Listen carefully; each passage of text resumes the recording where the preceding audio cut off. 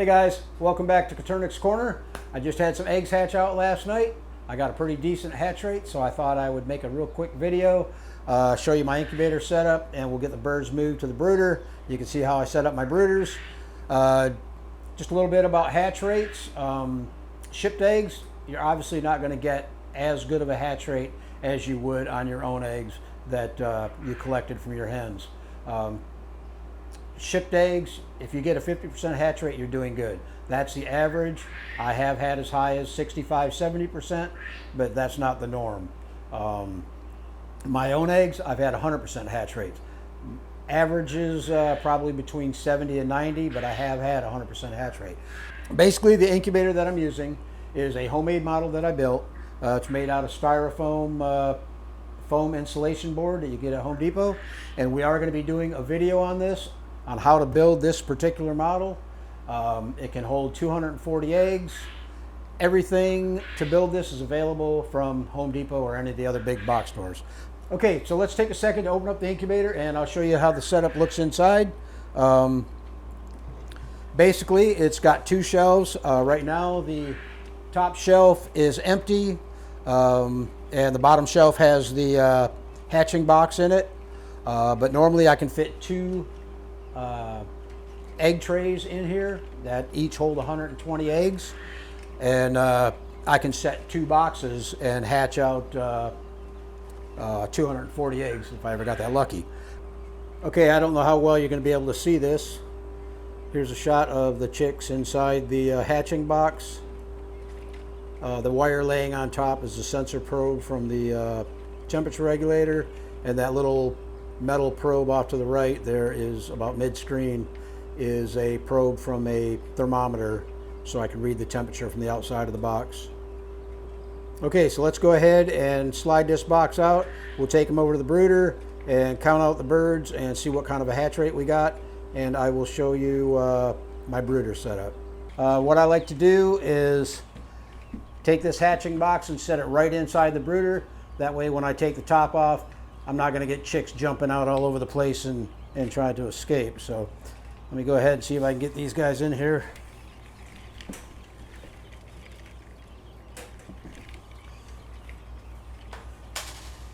Oh yeah, we got a decent hatch here today. There's two. I'm not going to be able to count them because they're all going to jump out on me.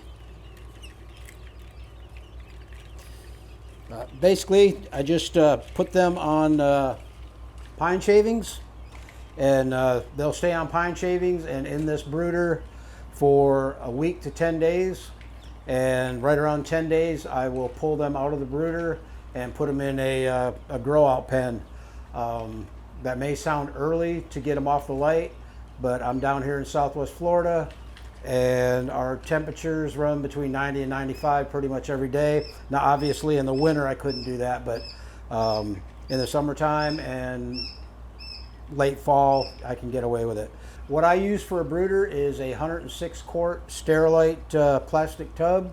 I build a top out of 1x2 furring strips, which I staple 1/2-inch hardware cloth to the top. For a heat lamp, I just use a standard, I think it's a 8-inch clamp lamp with a 100-watt bulb to start out with. And usually by about the time they get to 5 days to 7 days old, I might drop that bulb down to a 75 or a 60 watt, just depending on the shop temperatures. And as far as feed, what I'll do is I'll take the regular game bird starter, but I'll run it through a blender for the first couple days, just to make the pieces a little bit smaller and easier for the chicks to ingest. I put it on a paper towel in the brooder for the first day, and once they eat that, then I'll put it in a regular chick feeder and feed them that.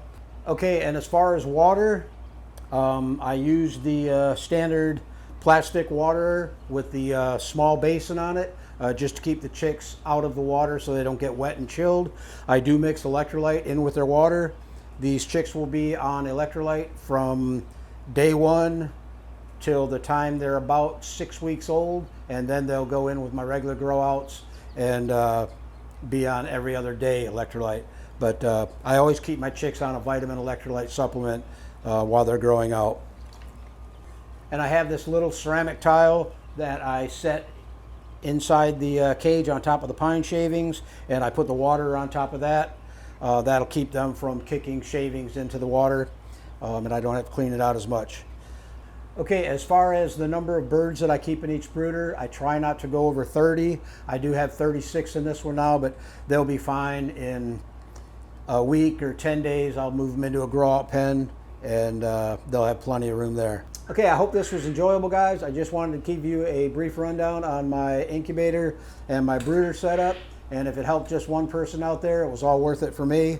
Like I say, the next video coming up is going to be the incubator build, and I think you're going to find that one really enjoyable. If you're not subscribed to the channel, please subscribe. It helps me out, and you'll get notifications on any upcoming videos, and I appreciate it. So thanks a lot, and we'll see you on the next one.